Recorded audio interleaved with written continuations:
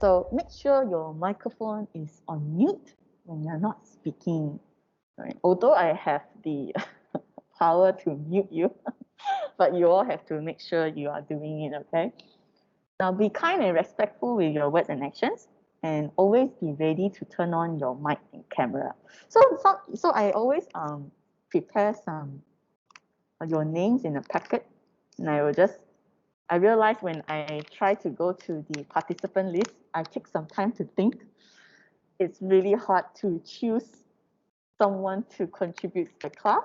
So I think,